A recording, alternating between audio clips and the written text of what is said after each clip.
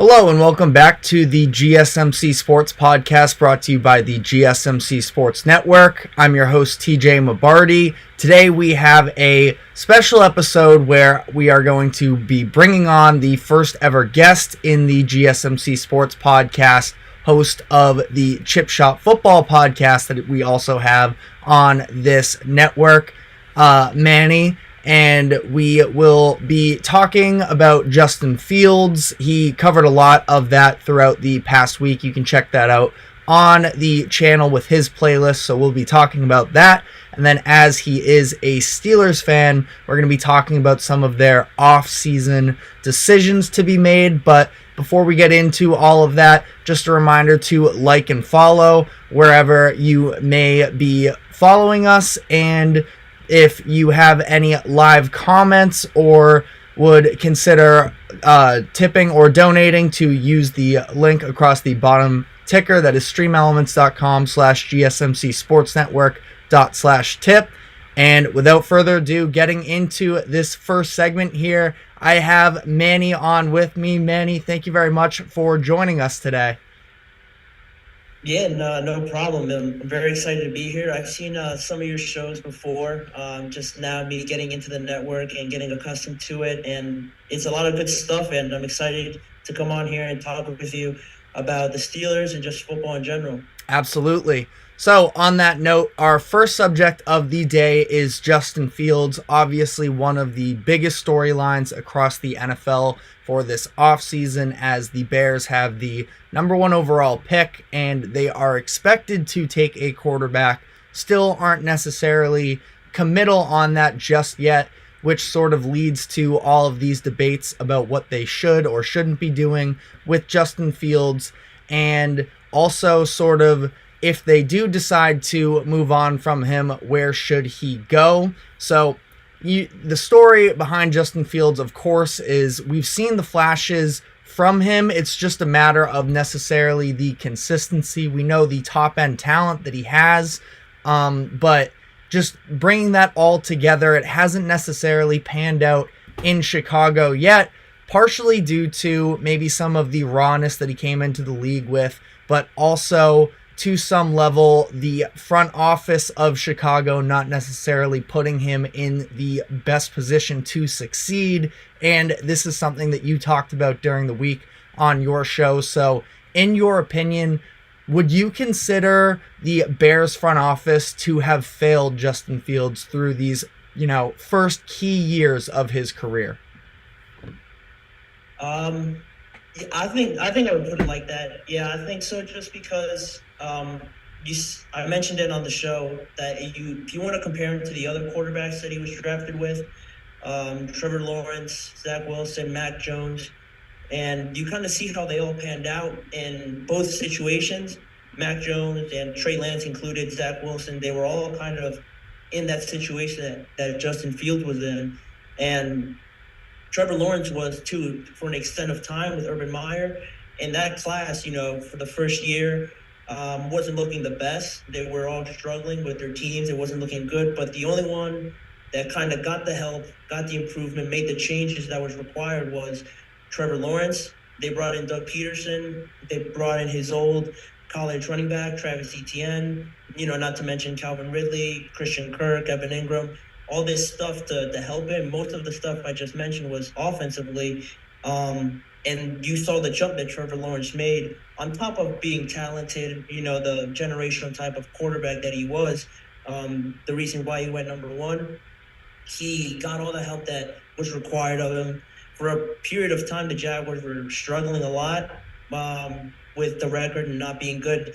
They got him that help, and I think it changed a lot for him. And just compared to the other guys, you see how much bringing in that help could change an outlook of a career so early on.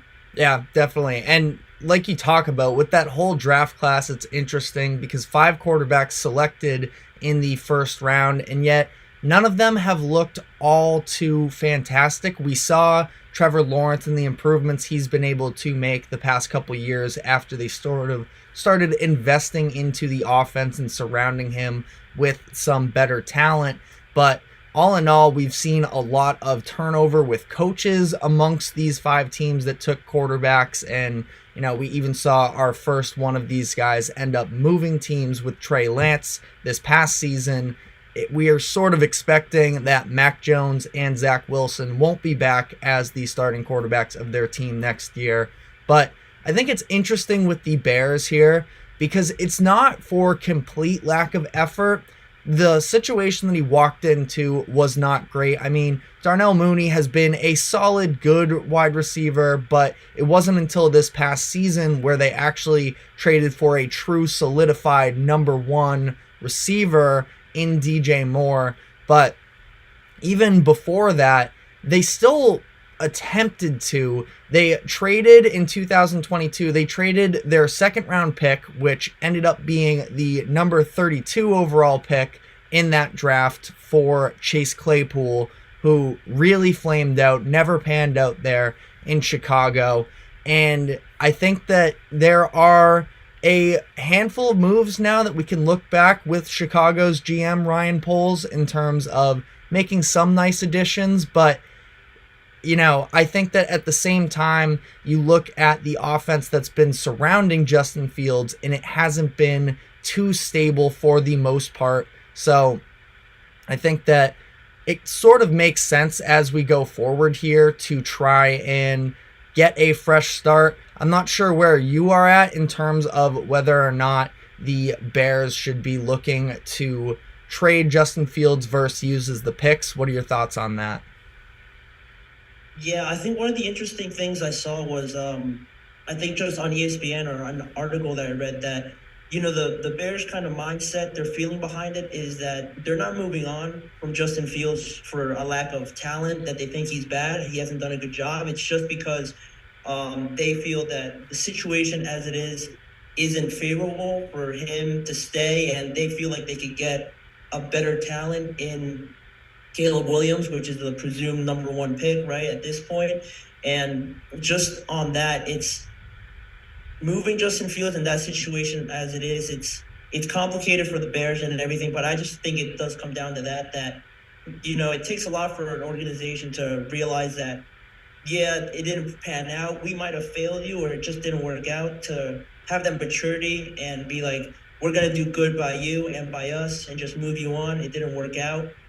Because a lot of times I feel like they'd keep him around or just trade him somewhere else where they might not do very well. And this time I think Justin Fields, wherever he goes, it'll probably be better.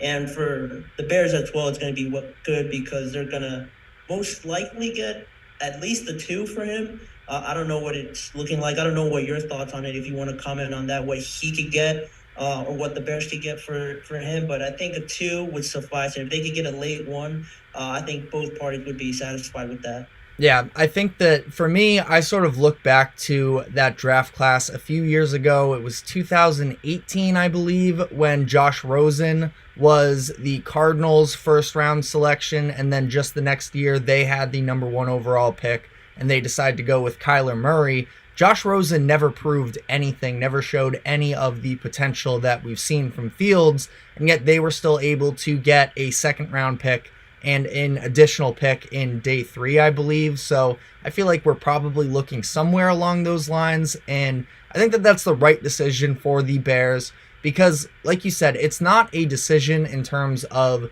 that there's not talent there with Justin Fields. I mean, he was 7th in the league as a whole in rush yards in his second season in the league. Like, we know that there is clear athleticism that sort of raises your floor.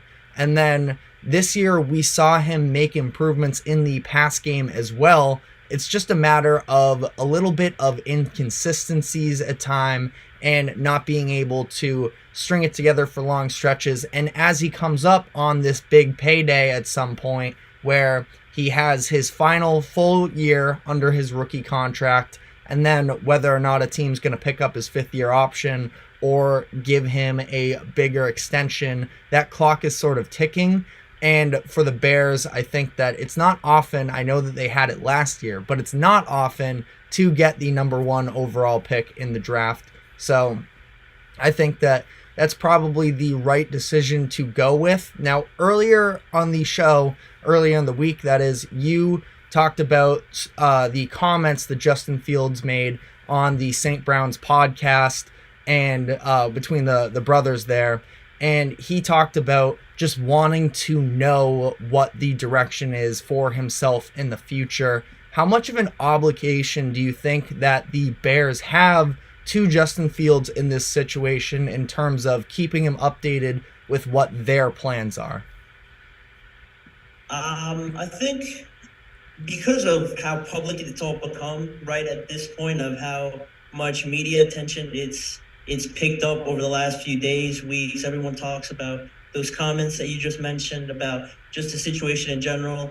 I think there is an obligation there for the Bears to, to keep them updated, because they're in a situation where they might not outright say it, but they're looking at a guy that's coming in for his job, his spot. So I think just from that standpoint, Justin knows it, they know it, and just to keep that good relationship, because it hasn't gone malicious or anything of that sort between the Bears and Justin.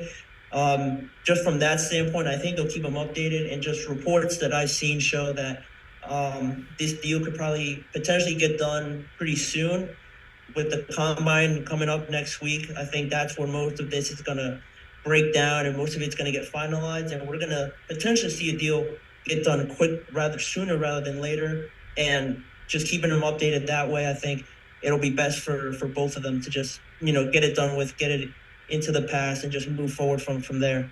Yeah, it's interesting because obviously there's all these elements between, the business side of the league, but also the personal side, where every player that's in the NFL knows that it's a business, but there is still a very real human aspect. Justin Fields is likely going to have to move his entire lifestyle to a different location, and just, for a person in his early 20s, that uncertainty has to be, very heavy on his shoulders. You talked about on your show the social media aspect of this, where he's unfollowing NFL related users just for the sake of trying to get his headspace away from this whole debate and just sort of find an escape anywhere he can. So it's tough, because if the Bears openly said that they're going to trade Justin Fields, they probably in turn get a little bit less of a package for him, because other teams feel like they've given up some of the leverage there. And that's what all of these deals are about, is leverage. So it's this very interesting sort of thought experiment, I feel like, behind the psychology of the business that goes on in these leagues. So that being said, we're sort of still on the same page about, we're assuming it's going to be a fresh start. Quickly here, as we wrap up the first segment, do you have a specific team that you would like to see Justin Fields play for?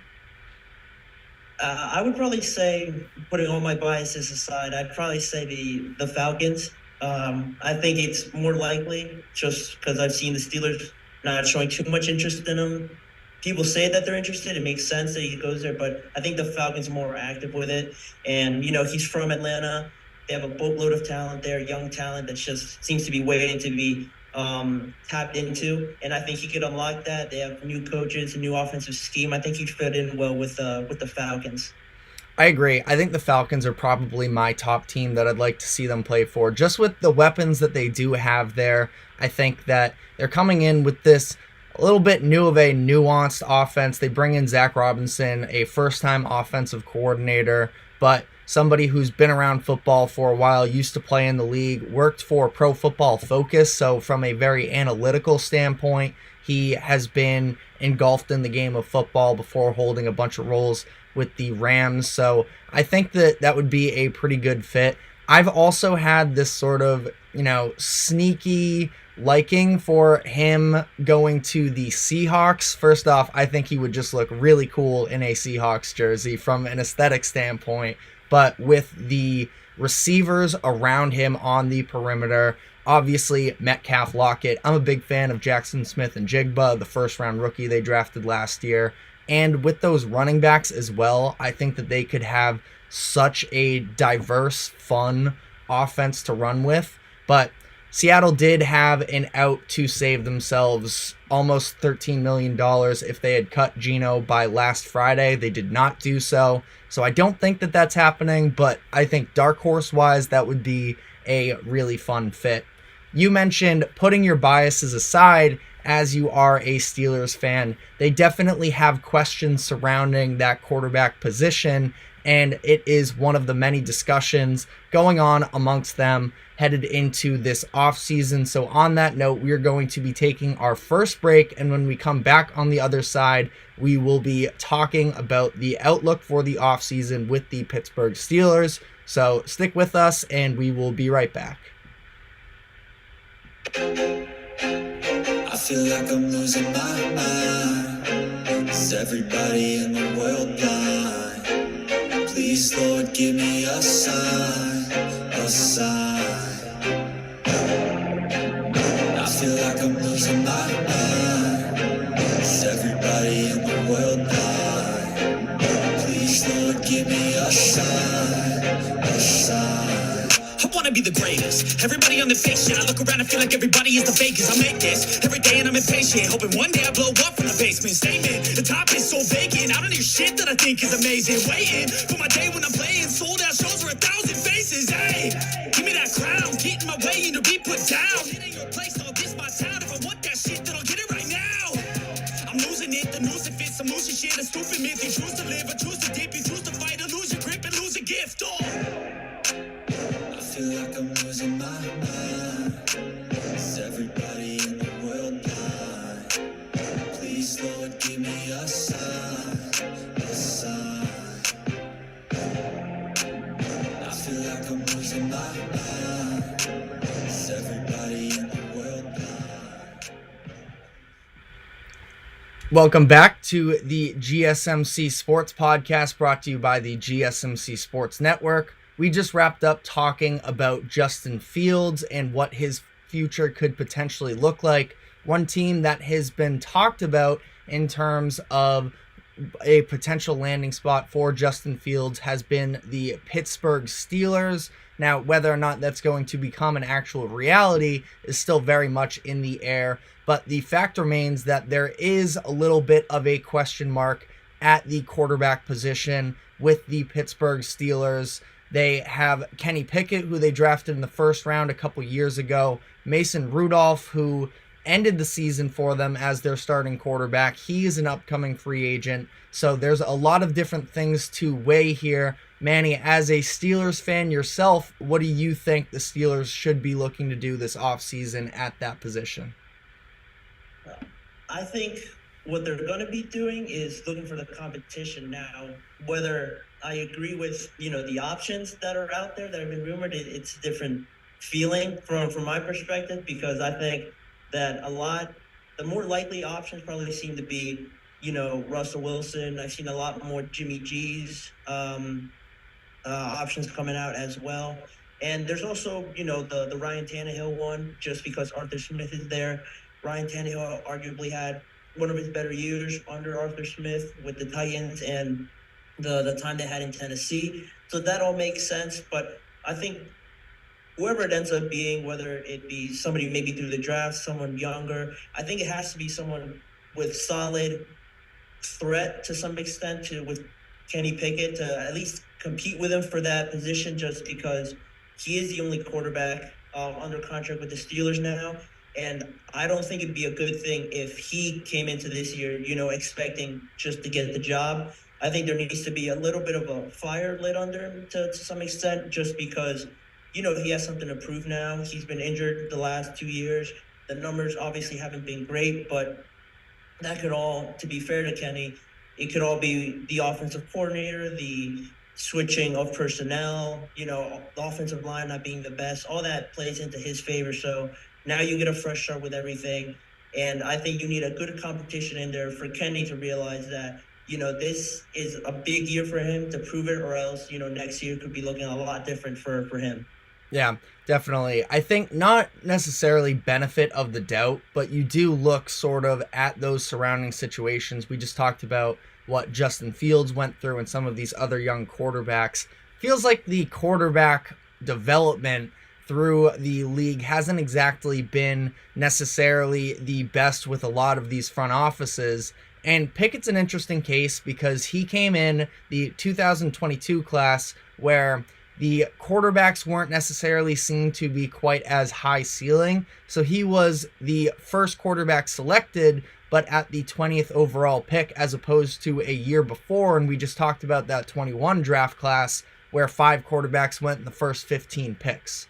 So obviously the pedigree of prospect that Pickett was in comparison to some of these other guys wasn't necessarily quite as high, but I think that he has gotten a little bit of a bad rep from a lot of the media and a lot of the NFL fans. It's really interesting. I'm curious what your thoughts are on that whole Matt Canada offense, because the Steelers don't typically fire their coordinators mid-season, but they did so with Matt Canada. There was a tremendous amount of public outcry for his job. So how much of specifically that stretch up through November where they were outscored and outgained, I should say, in their first 10 games, how much do you think that was on Canada? How much should Pickett be held accountable?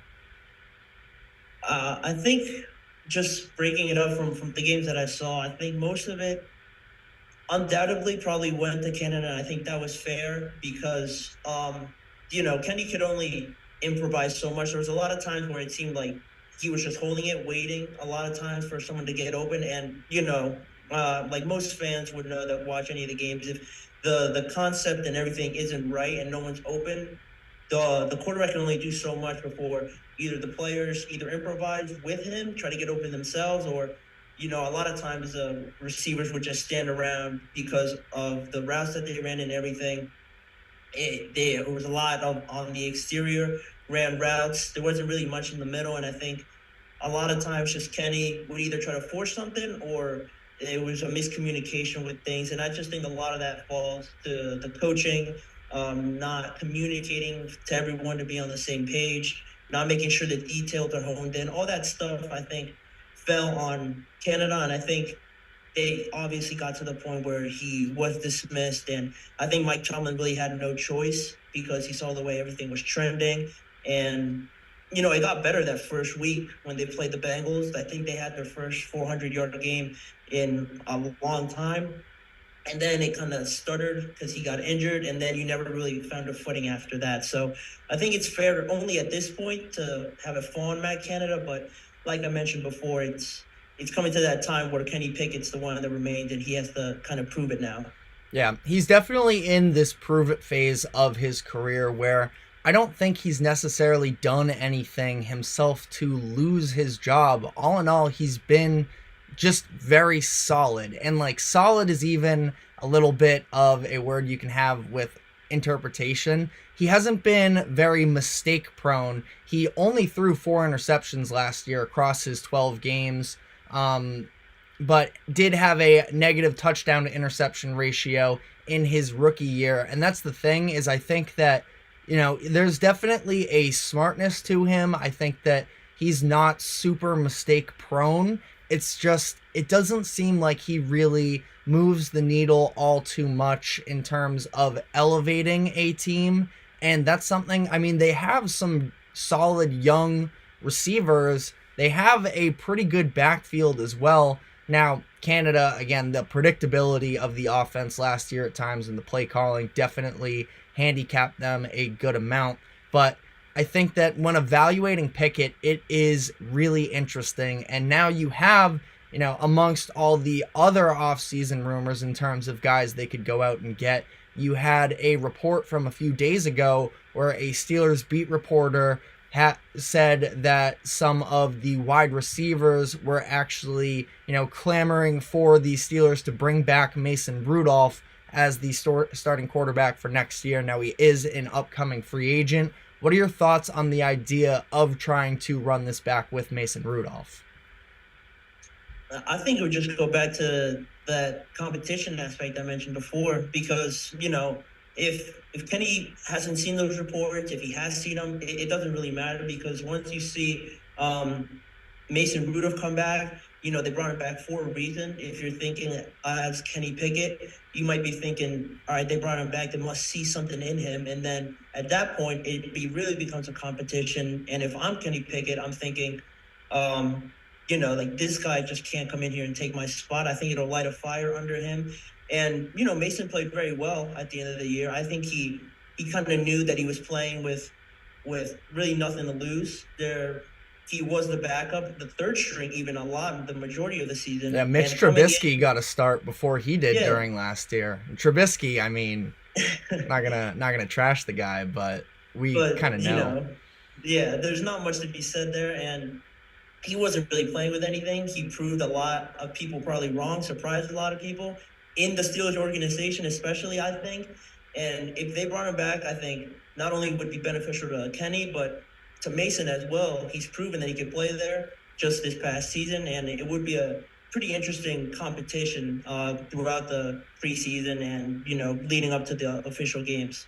Yeah, I think when you talk about sort of quarterback development specifically, competition is a good thing. Now, you do when you bring in a guy and you are expecting him to be your next franchise quarterback, you want to have him, comfortable in his role and have confidence, but especially a couple years in, it can't be, everything is given to you. Now, where you sort of draw that line of the competition, like as a Patriots fan, I thought that the way that Belichick sort of treated Mac Jones as he was dealing with some of the injuries he was last year and this whole Zappe mania, I wasn't a fan of it because I didn't think that Zappe ever really had what it took to be a real starting quarterback. Now, Mason Rudolph, he at least won some of these games down the stretch, and while I'm not the biggest Mason Rudolph guy myself, I do think that there's something to be said for the team,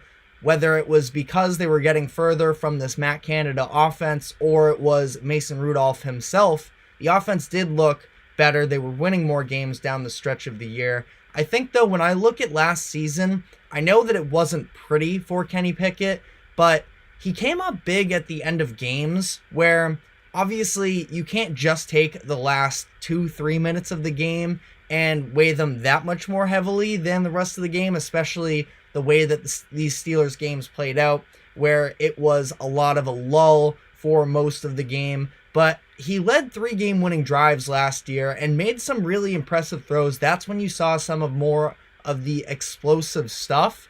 So whether it's other defenses getting tired and the Steelers having those, bigger athleticism, higher ceiling receivers on the outside, like Pickett, or Pickens, I should say. But, I did think that there was something there that they just couldn't get to in terms of consistency throughout an entire game. But I'm at least intrigued by him as the idea of sort of sticking with it. Now, you mentioned off the air when we were talking about Teddy Bradshaw, where he had made some comments about the Steelers' upcoming quarterback decision. What did you have on that? Yeah, I had the quote up here. He was on the Rich Eisen show, and anybody connected to the Steelers, Rich Eisen asked him what he thought about the whole Kenny Pickett situation. He said, "I love Pickett. I know him well, and he's fiercely competitive. he's a tough-minded kid. Things don't really bother him. I really like him a lot. And, just showing his support for Kenny Pickett. And then he ultimately said that he felt that he deserved the chance. He felt that it was his job still, even after, getting injured and bringing in Mason Rudolph and everything.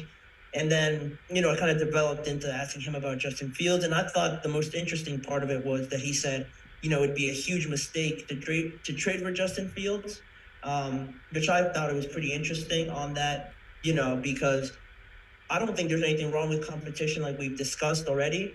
And, just the idea of giving Kenny Pickett the keys to the offense and everything, after not having the most impressive of numbers. I don't really agree with that, but I can see where he's coming from because, everyone deserves the opportunity to get this fresh start with the new staff, offensive coordinator coming in. We do have to see Kenny play for, a certain amount of time this offseason. And I just thought it was interesting to see what Terry thought about it and, really not buying into all that Justin Fields trade talk. Yeah, I mean, I think it's interesting because we're going to touch on Justin Fields. I think that that's a very interesting thought experiment. But you look at the Steelers as a whole right now, I feel like the offensive line is a pretty big need for them to make some upgrades at, because with the backfield that they have, I've been, kind of so-so on Najee, but he's a good player. I just, drafted in the first round. I don't feel like he's maybe fully lived up to the prospect that he was, but I love Jaylen Warren as that sort of 1-2 punch as well.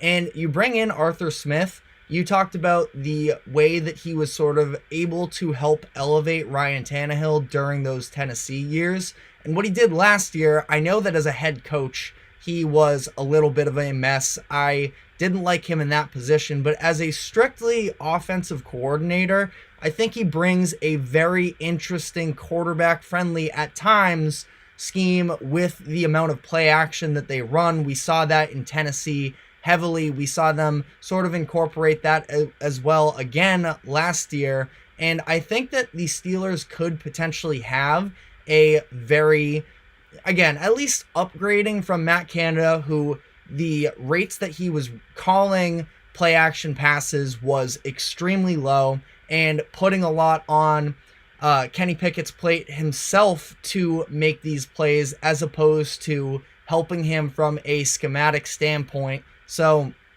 I think letting him sort of come into the team next year and get a little bit of a reset with a new offensive coordinator could definitely benefit him. But on the note of Justin Fields, you sort of alluded to the fact of, as a fan, you don't think it's realistic. But what do you think, let's say hypothetically, they were to add Justin Fields? How would you feel about that? And do you think that it would be a good fit for him? I think it would be as good as it was with Ryan Tannehill, just because athletically, you could say he's more athletic than Kenny. He uses like a lot more. He sort of has a Jalen Hurts sort of build, very athletic, very heavy, bulky build to him. He can use his legs very well. With Arthur Smith, I think if he were to be there with Arthur Smith, I think it would just enhance the running game, because now you have three options if you really want to back there that could end up carrying the ball.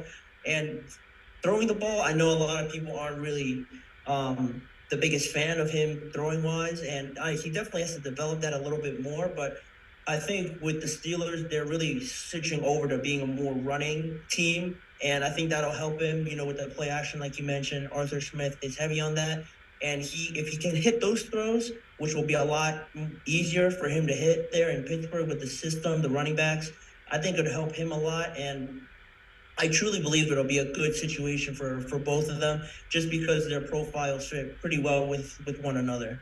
Yeah. Well, that is all the time we have for you today, but thank you very much for joining. We can catch the Chip Shop Football Podcast at what time tonight? 6:30 p.m. Eastern Time. All right. Well, great stuff from Manny. Thank you so much again for joining the show. We are going to be taking a break here. When we come back on the other side, we're going to be switching gears to some more NBA conversations. But thanks a lot for joining us, Manny, and we will be right back.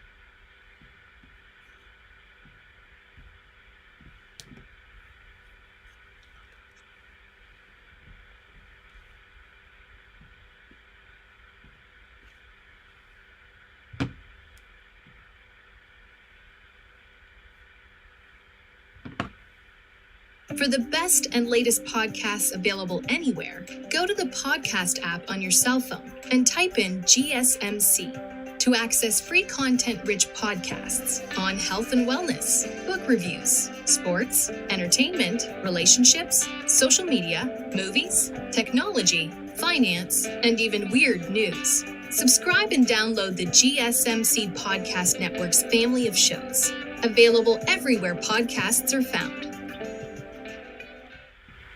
Welcome back to the GSMC Sports Podcast, brought to you by the GSMC Sports Network. Ton of fun having Manny on the show with us today. Here at the GSMC Sports Network, we are hoping to, grow the collaborative efforts between our different shows. So that is something that you can definitely look forward to more and more as the future comes on here. But getting into the latter half of our show here, going to be more NBA focused, as we are going to start as the NBA did return from the All-Star break last night. We had 12 games. We're going to have another 10 games tonight. So we are back in action. I wanted to go over some of the key games from last night and give my thoughts on them. The headliner game from last night, in my opinion, was the Suns and the Mavericks. Now, it actually didn't end up being the best game. We'll get into some of these other ones that were maybe slightly more competitive. But with the Suns and the Mavericks from last night, the Mavericks take home the win 123-113.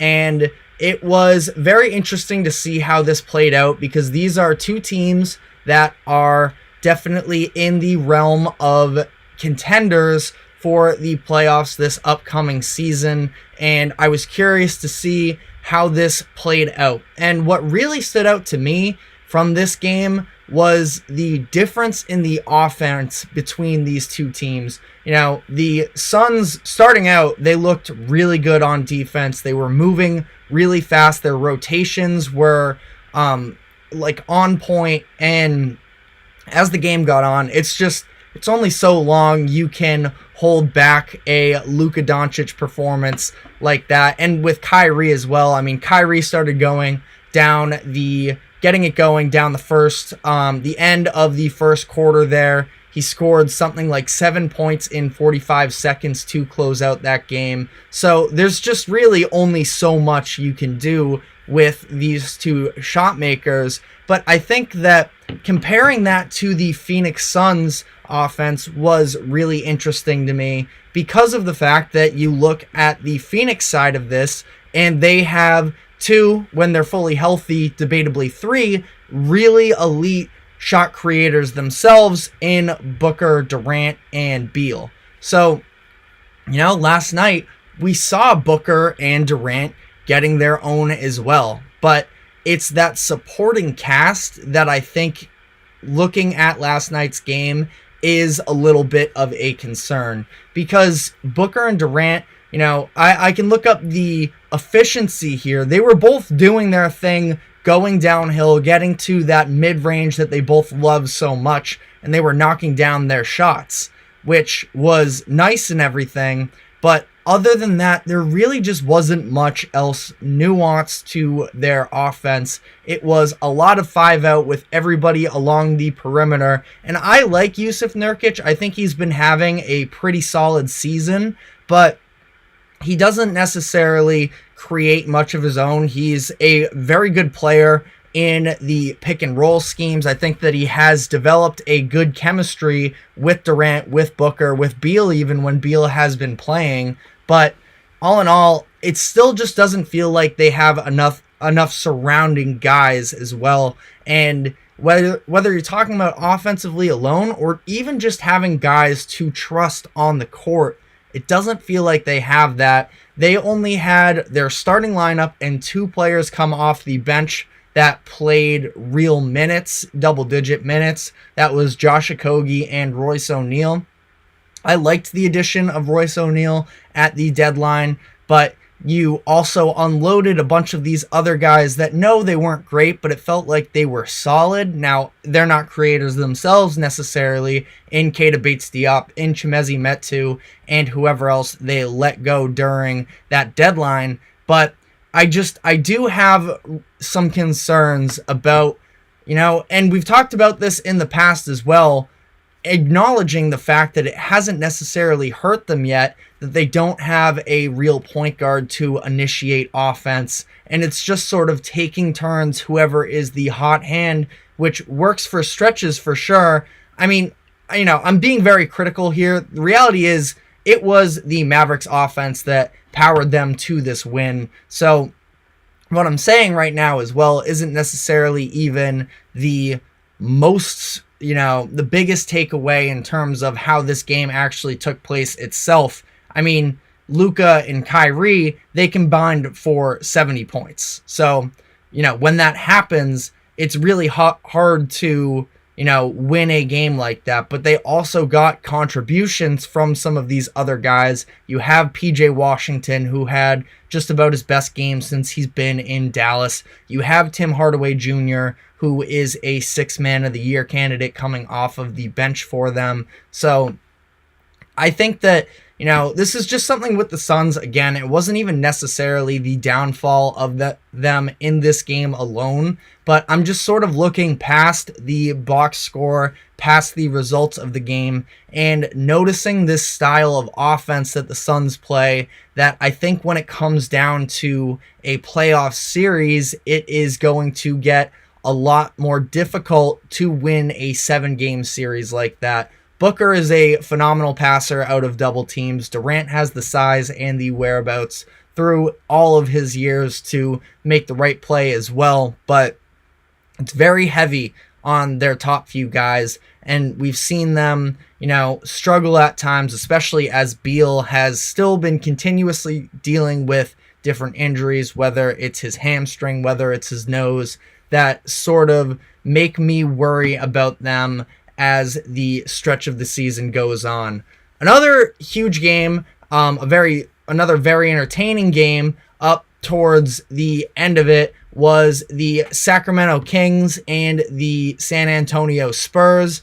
We got another masterclass, is maybe a little bit of an exaggeration, but Victor Wembanyama on defense doing another phenomenal job against Domantas Sabonis, the should-have-been all-star in my opinion. He picks up 5 blocks, and the Spurs end up losing this game in a close one. Wemby, for how great he is and how good he was on the night as a whole, I still feel like we're waiting to see, and it comes with time, but the clutch offense hasn't necessarily been fantastic for him last year, and it doesn't just fall on the shoulders of him. There was a shot that he took on the baseline with, a minute or so left in this close game where he misses. It goes off, it bounces back forwards towards the half court, and you just have a bunch of Spurs players standing there watching as opposed to actually getting back on defense. That led to a lob dunk for Keegan Murray that sort of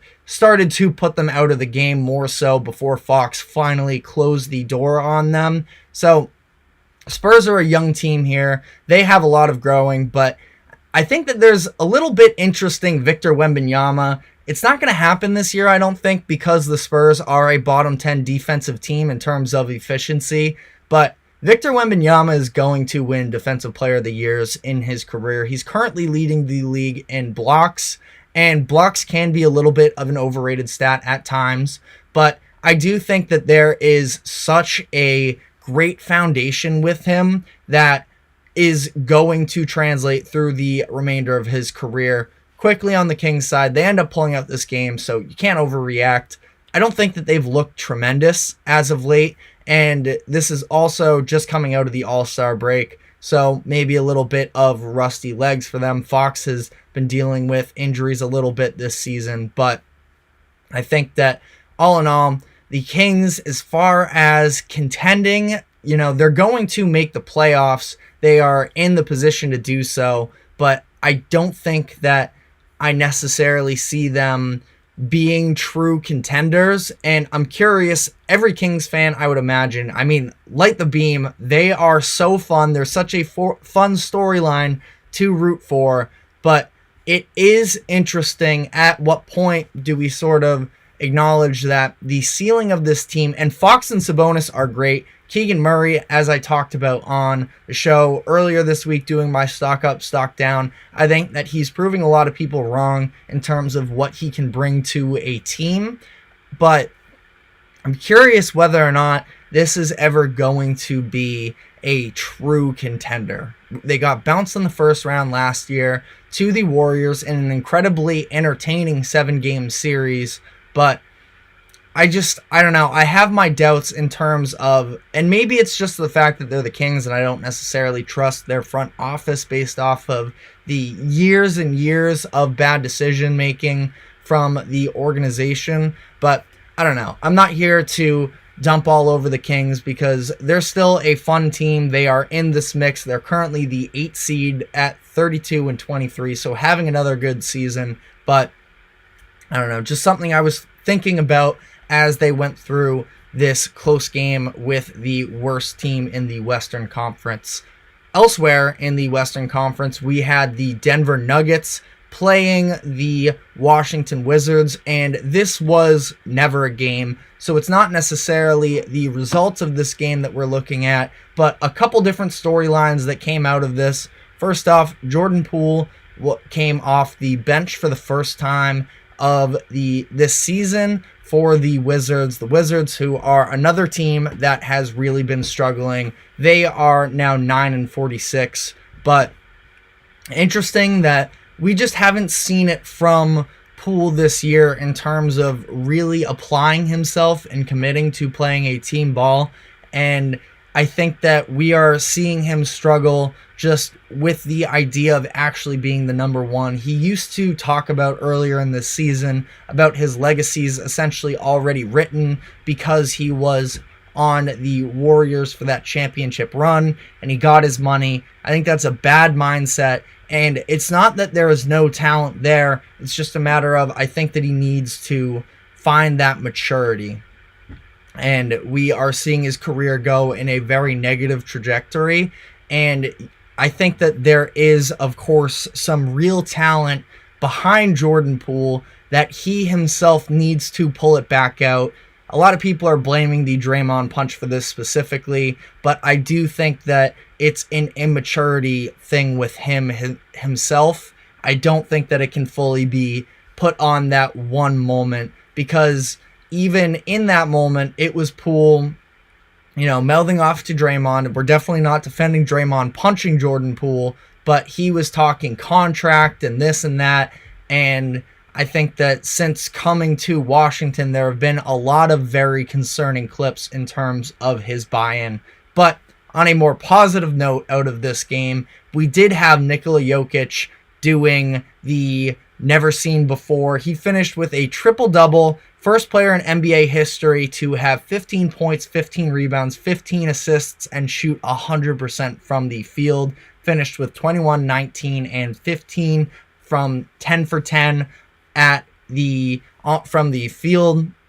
He now has a triple-double against every franchise in the NBA other than, of course, his own. But incredibly impressive stuff from Jokic. I think that is something, we're talking about one individual game against the Washington Wizards, but for a guy in Jokic that is probably the front runner in terms of MVP, I actually don't have the odds in front of me. I'm curious whether or not he is the favorite, but I would have to imagine that he is.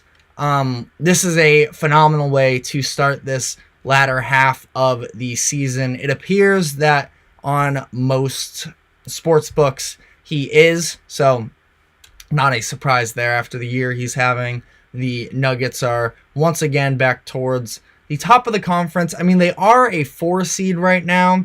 We've seen, I feel like, over the past handful of years where you are in the seeding in terms of importance for an MVP seems to have diminished a little bit, and I'm not a big fan of that. I've always been a team success guy when it comes to the MVP, but at the same time, I don't know. When it's also as close as it is right now, there's tons of season left, and, that could definitely change, especially because if you look at the Western Conference and how close it is, there is a ton of room for variance, and that is something we're going to be talking about in our final segment. But I do quickly just want to end off this segment with a quick little shout out for the Charlotte Hornets, who, yes, are in the midst of a pretty dreadful season, just 14-41, but they were 10-41 until they brought in their trade deadline acquisition, since they started actually playing. The Grant Williams, Trey Mann, Micic, and whoever else they may have brought in. Davis Bertans as well is in that list, and they are on a 4-game win streak since then. Now, it's not like it's necessarily the most impressive win streak in the world here. You're talking about some wins against some little bit subpar teams. The Utah Jazz, the Memphis Grizzlies were on that list, but a blowout win against the Hawks and a win against the Pacers as well. This team is not going anywhere this season in particular, but I thought that they were winners at the trade deadline for their acquisition of future draft picks, getting a pick from Dallas down the stretch in a few years that could end up being valuable. They got one for Gordon Hayward in that deal as well with the Thunder. So just unloading some of these guys that weren't going to be in the picture long term for them anyways was a nice win for them. But the way that these guys have produced for them, it feels like they could be semi-building blocks down the stretch of these next couple years.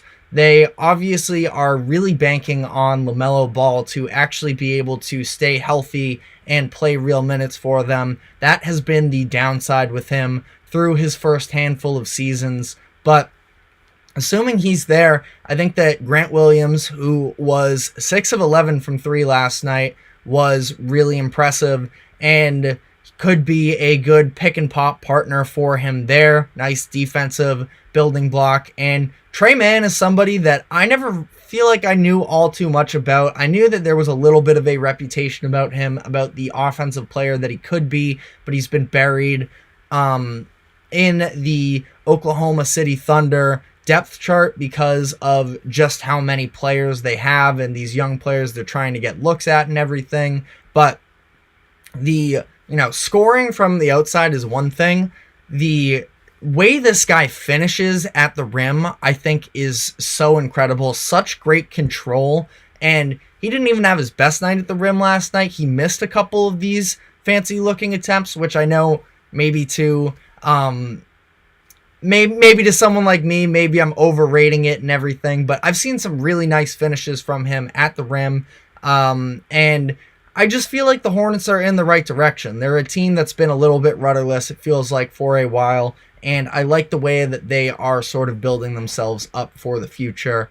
But on that note, we are going to be taking our final break, and when I come back on the other side, going to be talking about the Western Conference, like I alluded to, and the playoff picture that comes with that. So stick with us, and we will be right back.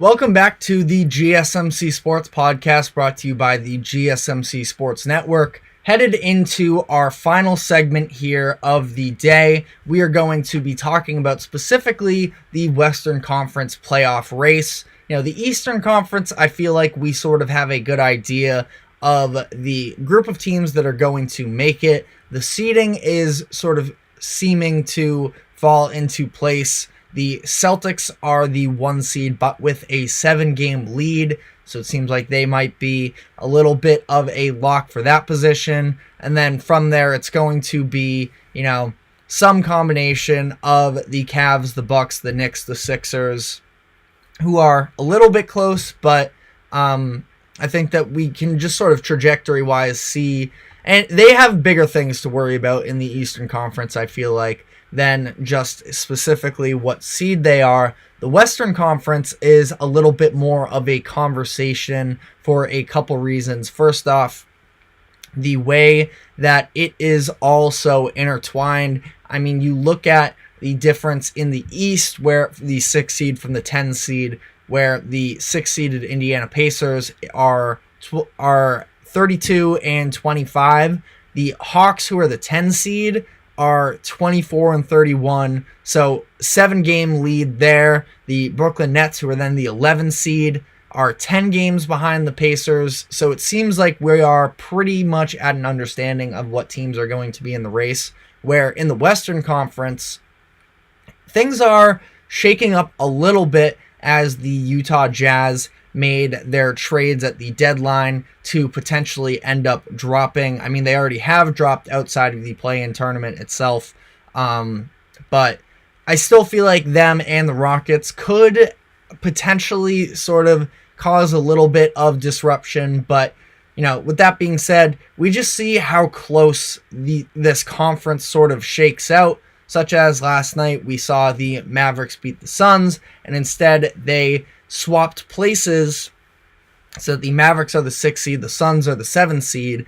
And it's interesting because some of these, you know, key teams that we expected coming into the regular season this year are dancing with that play-in spot, where, you know, the Timberwolves and the Thunder, they have probably locked themselves away from that conversation, but you have the Mavs, the Suns, the Kings, the Lakers, the Warriors, who, other than the Mavs there, the 4 teams in the play-in tournament right now were all in the playoffs last year.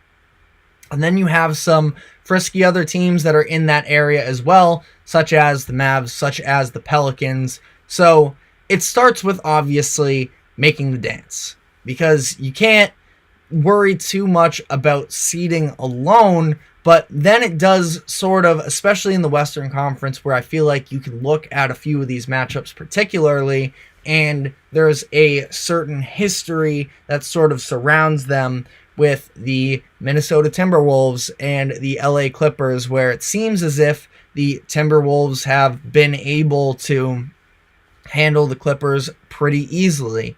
But if they end up going up against a team that can run a little bit more, that come clutch minutes are a little bit more deliberate in their offense than the Timberwolves are, such as the Nuggets, things could get messy for them there. So just to, you know, summarize here, we have the Timberwolves at 1, the Thunder at 2, Clippers at 3, Nuggets at 4, Pelicans at 5, and then Mavs, Suns, Kings, Lakers, Warriors.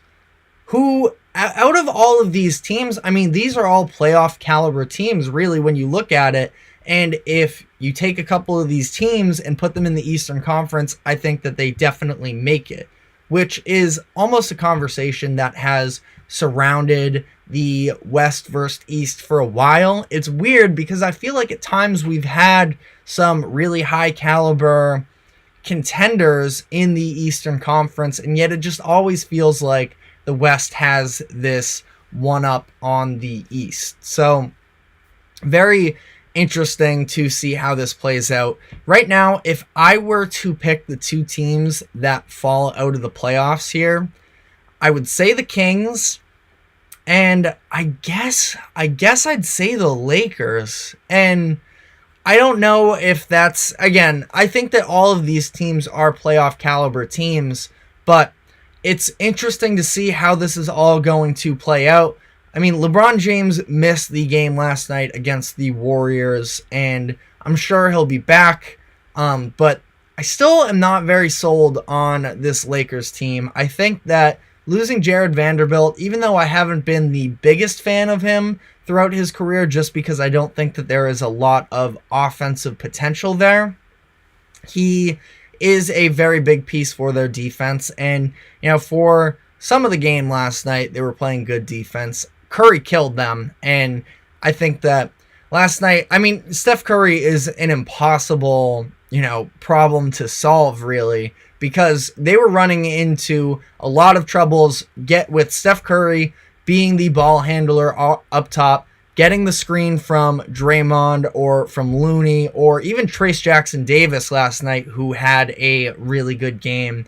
The Lakers were playing a lot of drop coverage, having Anthony Davis stand back in the paint and not come up. That's just something you can't do against Steph Curry. And Van Gundy even pointed it out at one point.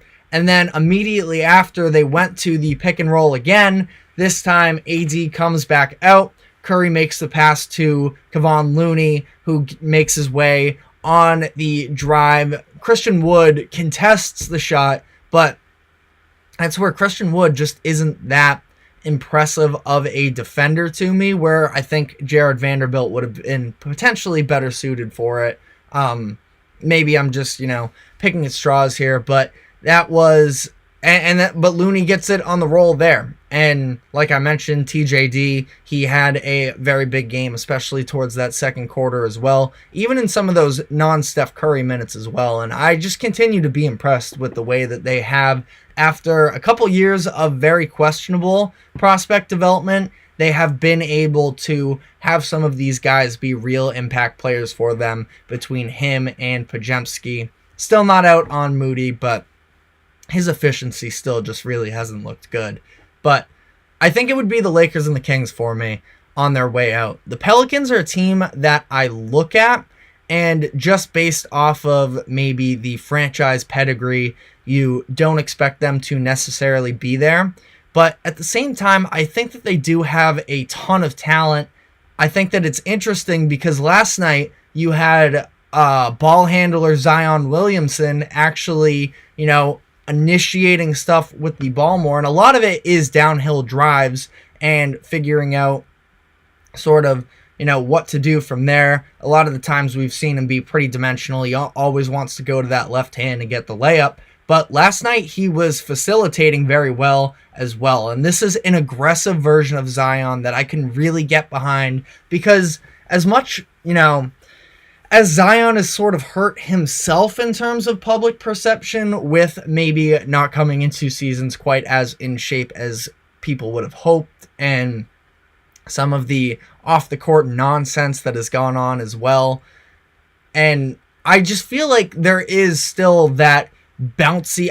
Zion's still bouncy. I don't know what I'm talking about necessarily that specifically, but there is this version of an athlete who is box office, like he was at Duke. And, it's been Brandon Ingram being the steadying factor for the Pelicans for the majority of the season. But I still do think that Zion can bring this added extra element, especially if he starts to sort of understand his own value and work from there. Last night he finished with 9 assists, and a lot of them just came out of the drive and kick. Very simple, basic concepts, but when you have as much force and as much mass as Zion does with that athletic ability going downhill, there's almost no choice but to collapse the defense in a little bit more.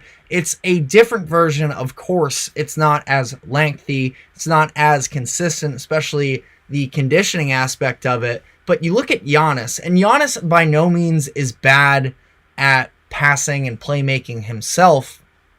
I'm not saying Zion's better than him either, because we're looking at one game here from Zion. I'm just saying, as a whole here with Zion, he is such a similar impactful guy when he's driving in terms of what it takes for a defense to crash in.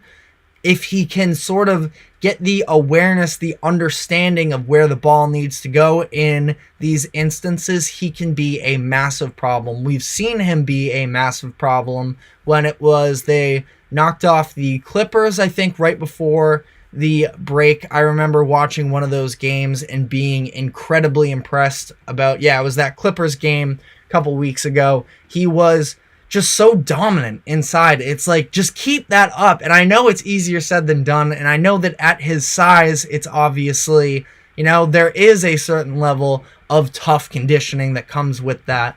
But get to that point where you do have the conditioning to take over games like that. And I think he can be one of the most entertaining players in the league, especially because his running mate, Brandon Ingram, is somebody who can space out the floor more, can sort of, pull the big guys out, toy with them a little bit, get the perimeter shots, which also, only opens up the inside lane for Zion as well. So I think that it just comes to, conditioning and understanding, and I think that he was the number 1 overall pick for a reason. It's because of what his ceiling was. Baseline, we knew, as long as he is healthy, as long as he is engaged, then he can be a game wrecker.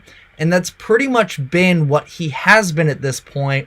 But we've still had those conditions of him not really taking the game necessarily all too seriously. I think that he definitely felt some sort of accomplishment. Like, I remember, and this is reading too much into a situation, probably, I will acknowledge that firsthand, but I remember seeing a clip, I believe it was from last season, where it was Zion and Anthony Edwards, and they were talking post-game, and Zion, the way that he was speaking to Edwards was like he was this, big-time experienced guy, and he was talking about, this next generation, like, you're gonna be a killer, man, you're gonna be good and all that, and like was complimenting him just in a way where it felt like he was kind of the superior. But I think Anthony Edwards was better than Zion even by last season. And it was a really weird dynamic to me, especially because at the time we were talking about Zion had just had a quote come out about him where he doesn't want to play through injuries. If he's not 100% on the court, he doesn't want to be there, which, I mean, you can take that however you want. If it's from a, team perspective of I don't want to hurt my team because I'm not 100%, I can get behind that, but it just feels like with the body of work with Zion here, and I don't know how I got so deep into this Zion conversation necessarily, but it feels like with him there's just a level of, needing to mature, and I feel like I say that about a decent amount of players, and I mean, who am I to really talk about maturity? I am still maturing in my own right as well in everything that I do in life, but we can all acknowledge we need to grow a little bit, and I think that Zion is definitely could be on the path to, real superstardom again. A lot of people have written him off. I'm not out on him. I just want to see him consistently do it on a night-to-night basis. Other than that, though, the Warriors are definitely a potential to not make the playoffs as well, especially when it comes down to they are more than likely going to be in the play-in tournament. They are 4 games out of the 6th seed, which would get them out of that, but nobody wants to face Curry in a 1-game series. And as it's currently slated, we have the Lakers and Warriors, which was actually what it was during the first season of the play-in tournament. I believe in 2021. It could have been 2020. And we got a classic game between LeBron versus Steph Curry then. And I think that nobody wants to face Curry in a 1-game series. I'm very curious to see how this all plays out with them because last night Klay Thompson really struggled from the floor again, and you can see him getting himself a little bit more involved with the passing and sort of the hockey assist almost, where it's not necessarily him himself making the right pass, but he makes the right pass to the assist and is a little bit, I mean, I still don't think that he has the ability that he used to pre-injuries of him being a lockdown one-on-one defender, but still getting deflections, getting involved off ball. There was an instance, I think it was in the third quarter, where you saw him make a nice play defensively, and at that point, he was 0 for 5 from the field, and you could see him like getting himself pumped up like that. Definitely a lot of frustration with him from his own perspective, you know, knowing, still coming to grasps with the fact that he's not quite the level of player that he was prior, but I do still think that he can be valuable. It's hard to, you know, ding him too much for one game, but it was a little bit of a parade at times when he scored 35 off the bench in their first game, and it's not, you know, quite that simple. This is still something that he is continuing to deal with and the Warriors are growing with as a whole. But on that note, that is all we have for today. Thank you very much for joining us on the GSMC Sports Podcast. Thank you to the GSMC Sports Network for allowing us to host this show. Thank you to Manny for joining us, our first ever guest here on this iteration of the GSMC Sports Podcast. Was a ton of fun. We will be back next week, 2 o'clock as always. Just a reminder to like and follow wherever you may be subscribed to us. Have yourselves a great weekend, and we will see you on Monday.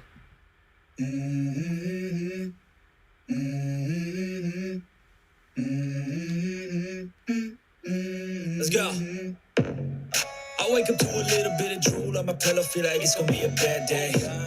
Yeah, I'm tired of shit, and the coffee ain't hit yet. Damn, ain't that great.